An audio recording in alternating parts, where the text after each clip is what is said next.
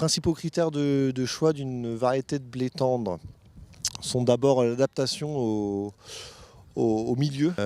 Donc l'idée, c'est bien de choisir une variété dont la précocité s'adapte à la disponibilité des ressources en fait.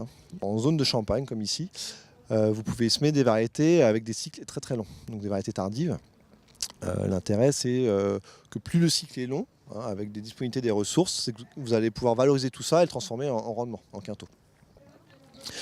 Néanmoins, ici, on a quand même des facteurs limitants climatiques, notamment le froid. C'est-à-dire que l'hiver, on peut avoir des gros coups de froid.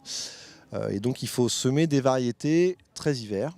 Et donc, ils vont passer l'hiver tranquillement au stade de talage, qui ne vont pas redémarrer trop tôt en cas d'automne doux, notamment. Donc, l'idée, c'est de semer une variété qui est dite photosensible. C'est une variété qui attend que la longueur du jour soit suffisante pour redémarrer. Néanmoins, on a différentes situations possibles, notamment des semis derrière betterave, où là, forcément, on est obligé de semer plus tard.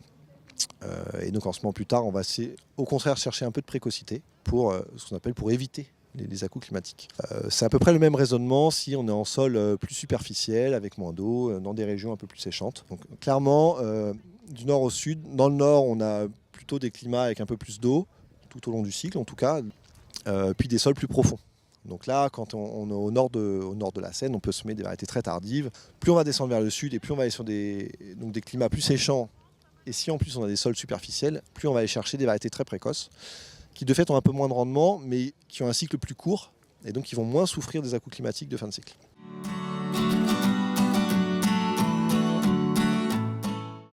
Le gradient est-ouest, il va pas mal se faire sur l'aspect maladie. Donc on a parlé beaucoup du cycle, mais l'aspect maladie est aussi très important.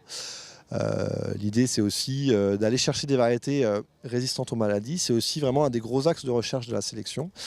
Aujourd'hui, la sélection travaille beaucoup sur la résistance aux maladies. Et donc l'idée, c'est aussi de valoriser les nouvelles variétés. On en cherche des variétés résistantes qui permettent déjà de moins risquer en cas de grosse année maladie et un positionnement fongicide un peu aléatoire. Donc plus sécurisant déjà, pour commencer. Et puis en deuxième temps, permettre de baisser les quantités de fongicides appliquées sur les parcelles. Et donc est-ouest, là on a un gradient, plus on est océanique, plus il y a de maladies, plus il y a de septoriose. Plus on est à l'est, plus c'est séchant, moins il y a de maladies. En gros. Il y a l'aspect rouge-jaune aussi qui est très important. Donc depuis 2012, on a des nouvelles races de rouge-jaune qui sont arrivées.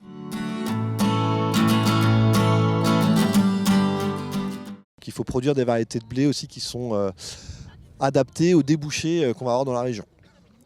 Donc il y a en gros, le gros des débouchés français, ça va être la meunerie française et l'export, avec des critères qui sont souvent assez proches. On va chercher des blés avec de la protéine, un bon PS, plutôt des blés type meunier, BPS. Le W, donc la force boulangère, aussi quelque chose qui est de plus en plus regardé pour les marchés export. Donc c'est aussi un marché important. La protéine devient de plus en plus limitante. On a malheureusement un effet de régression négative, un effet négatif entre rendement et protéines. Donc plus on gagne en rendement, plus on a tendance à avoir des teneurs en protéines qui descendent.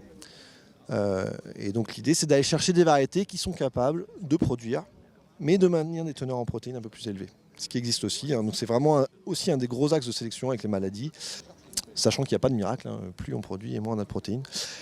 Et donc il faut également adapter la fertilisation à la variété.